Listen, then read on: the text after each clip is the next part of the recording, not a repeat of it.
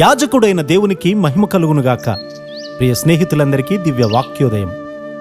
ఈనాటి పాఠ్యభాగము ఆదికాండము 32:10.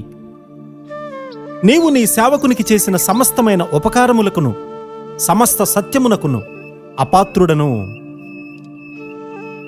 స్వంత అయోగ్యతను గూర్చి చాలా లోతైన గ్రహింపును యాకోబు గారు కలిగి ఉన్నారు. తొందరపాటుతో పారిపోయి యోర్దాను నదిని వట్టి చేతులతో మాత్రమే దాటాడు. అయితే దేవుడు దీవించిన తరువాత అతడు ఎంతో సంపదతో తిరిగి యోర్దాను తీరానికి వచ్చాడు. ఒక గుంపును ఏశావు చంపినా మరొక గుంపు తప్పించుకొని వచ్చని తన కుటుంబాన్ని 2 గుంపులుగా విభజించాడు. ప్రభువా, నీవు చేసిన సమస్త ఉపకారములకు నేను అపాత్రుడను, నీవు నాకు కావాలి, నిన్ను పోనీయను అని ప్రార్థన చేస్తూ ఉన్నాడు. ఇంతవరకైతే సంపదను మాత్రమే కోరుకున్నాడు. ఇప్పుడైతే ఈ లోక సంపద ఎంత ఉంటే ఏం ప్రయోజనం, అంతా శూన్యమే అని తలంచి దేవుని ముఖాన్ని ఆసక్తితో వెదుగుతూ ఉన్నాడు.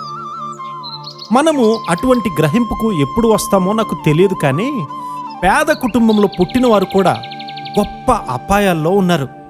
పెద్ద ఇల్లు, పెద్ద కారు, పెద్ద వస్తువులు ఇలా కలిగి ఉన్నటువంటి ధనవంతులను చూస్తూ నాకు అవిలేవే ఇవిలేవే అని చింతపడుతూ ఉంటారు. సంపదతో ఒక పరీక్షను ఎదుర్కోవాలి. అబ్రహాం గారు ఆ పరీక్షలో నెగ్గాడు. ఎంత ఎక్కువగా దేవుడు అతన్ని దీవించినా బలిపీఠం దగ్గర దేవుడే తన సర్వస్వంగా ఎంచేవాడు. అరణ్యంలో మోషే గారు ఎంతో ఆనందంగా ఉండడం నేర్చుకున్నాడు కదా. రాజమందిరంలో పెంచబడి ఐగుప్తు విద్యలన్నిటిలో శ్రేష్ఠుడిగా ఉంటూ రాజభోగాలు అనుభవించాడు. అరణ్యంలో అవి లేకపోయినా కూడా పరిపూర్ణమైనటువంటి సంతృప్తి కలిగి ఉన్నాడు. నిజంగా ప్రభువులో మనం ఎదుగుతున్నప్పుడు దేవుడు నీవు యోగ్యుడవు అని చెప్పినప్పటికీ నీవైతే నేనెంతో అయోగ్యుడను అని చెప్పుకుంటావు.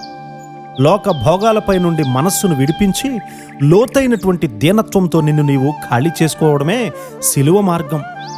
దురదృష్టవశాత్తు అనేక మంది ఈ పాఠాలు నేర్చుకోరు. యోసేపు గారు గుంటలోకి వెళ్ళాడు.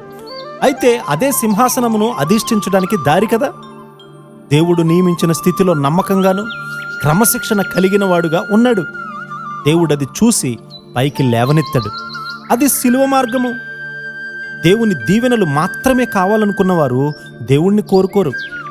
దేవుడు అలాంటి వారిని ఉన్నత స్థితికి లేవనెత్తి దీవించలేడు కూడా. నీవు దేవుణ్ణి కోరుకో, దేవుడు ఎల్లప్పుడూ నిన్ను దీవిస్తాడు. అట్టి కృపాధన్యత మనందరికీ దేవుడు అనుగ్రహించునుగాక. ఆమేన్.